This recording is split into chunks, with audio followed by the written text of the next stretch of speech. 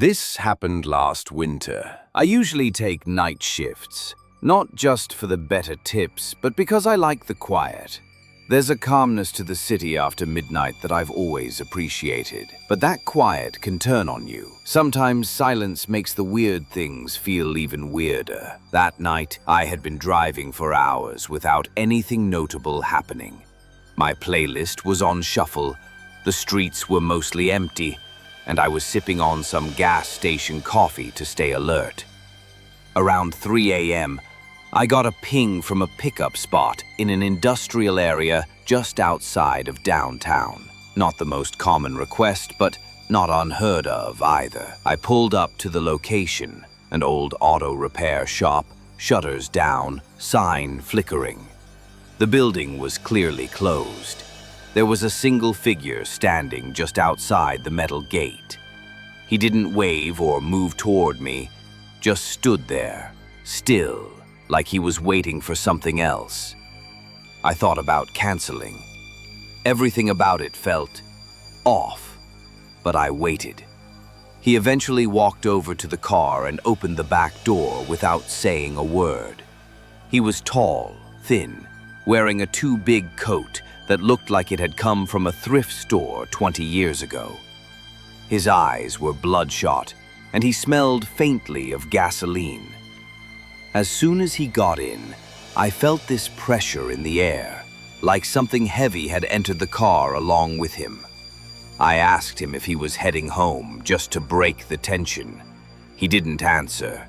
Instead, he asked if I had any rope in the trunk. I laughed, thinking it was some kind of awkward joke. He didn't laugh back. I didn't respond after that. I just focused on the road, the GPS telling me it was about a 10-minute drive. The guy started humming, low, tuneless, and slow. It sounded like something out of a horror movie.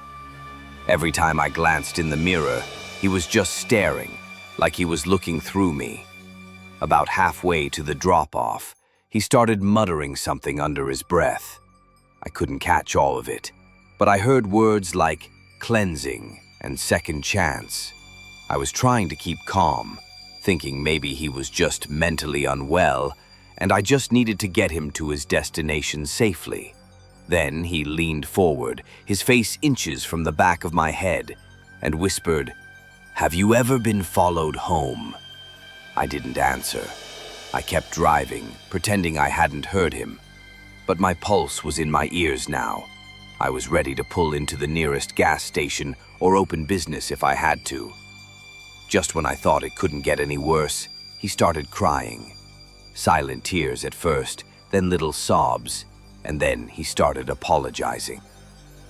"I didn't want to," he kept saying. "I told them I didn't want to." I thought maybe he was talking to me, so I asked if he was okay. Big mistake. He snapped out of it instantly and shouted, "Don't talk to me like I'm broken." I almost swerved into another lane.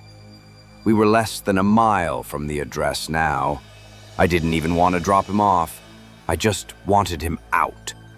But I figured getting him where he wanted to go was the fastest way to make that happen.